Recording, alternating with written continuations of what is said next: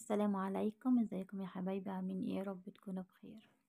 النهارده انا هعمل لكم بقى كيكه التفاح في الطاسه بمقادير سهله جدا وبسيطه. معايا هنا كوبايه دقيق، ومعايا قطعه من الزبده، ومعايا بيضه، ومعايا كوبايه زبادي، ومعايا 3 معالق من الزيت، ومعايا طبعا السكر، والسكر حسب الرغبه، ومعايا البيكنج باودر، ومعايا الفانيليا.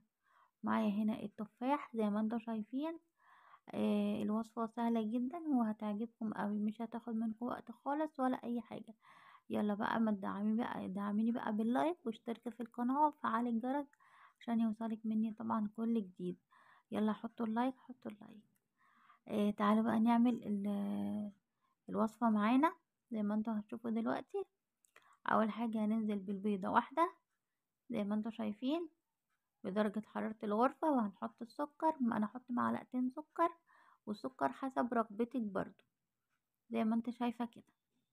وهنخلط المكونات ديت، وهنحط الفانيليا زي ما انتوا شايفين بالشكل ده. هنخلط الاول السكر والبيض والفانيليا مع بعض زي ما انت شايفة كده. وصفة سهلة جدا وبسيطة قوي. كده هنخلطهم كويس جدا، طبعا مفيش اسهل من كده خالص. بعد كده هننزل بكوباية الزبادي، دي كوباية كبيرة، 180 زي ما انت شايفة كده. هنزل بكوباية الزبادي. يلا بقى دعموني باللايك.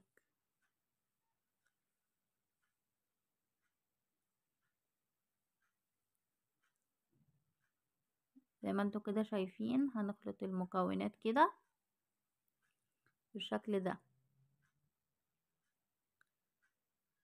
طبعا وصفة سهلة وبسيطة وهتعجبكم قوي، وطعمها حلو قوي، وسهلة ومش هتاخد منكم وقت خالص، وهتتعمل كمان على البوتاجاز كمان.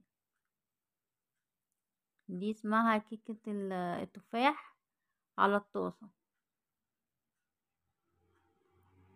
كده هنخلط المكونات كده زي ما انتوا شايفين بالشكل ده، وهننزل ب3 معالق من الزيت بالشكل دوت كده برضو، ونخلطهم كويس جدا.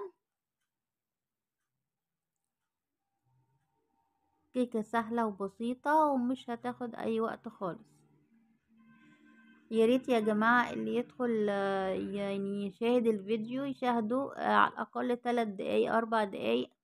انا والله بشاهد الفيديو كامل بالاعلانات كمان، فيا ريت نساعد بعض. كده زي ما انتوا شايفين انا نزلت بالدقيق، بكوباية الدقيق، وهنحط معلقة صغيرة من البيكنج باودر او الكيك شيف، هي معلقة صغيرة قوي. وهنخلط كده المكونات.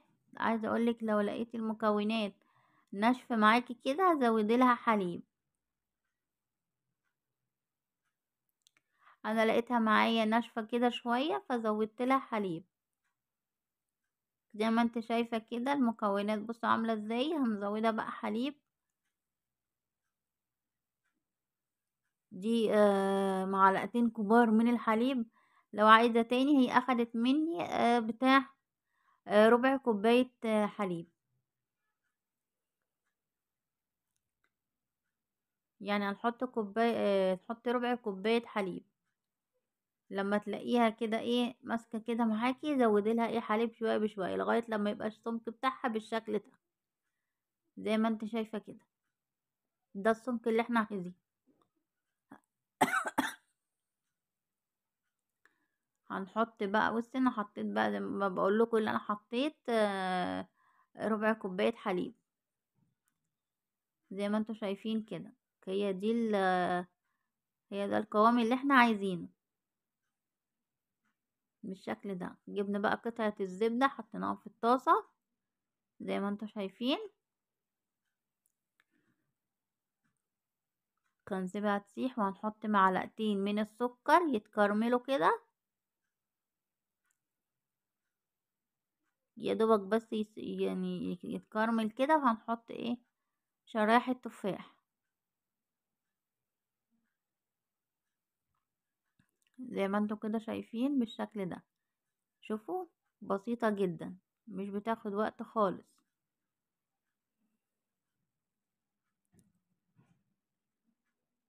زي ما انتوا شايفين كده.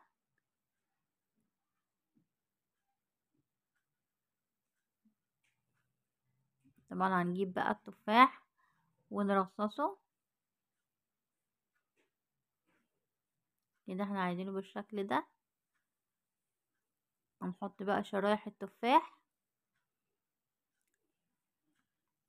زي ما انتوا شايفين. وطبعا النار تكون واطية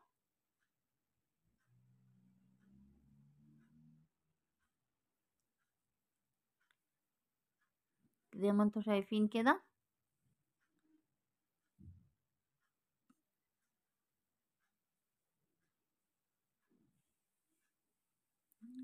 بالشكل ده هنرصصه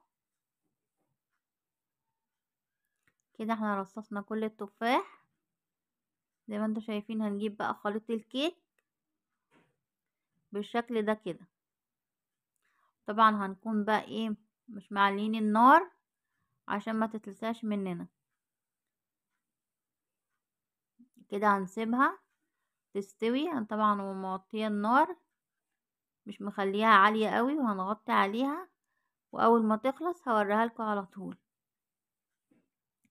بصي هي كده استوت. بتختبريها بالخلة.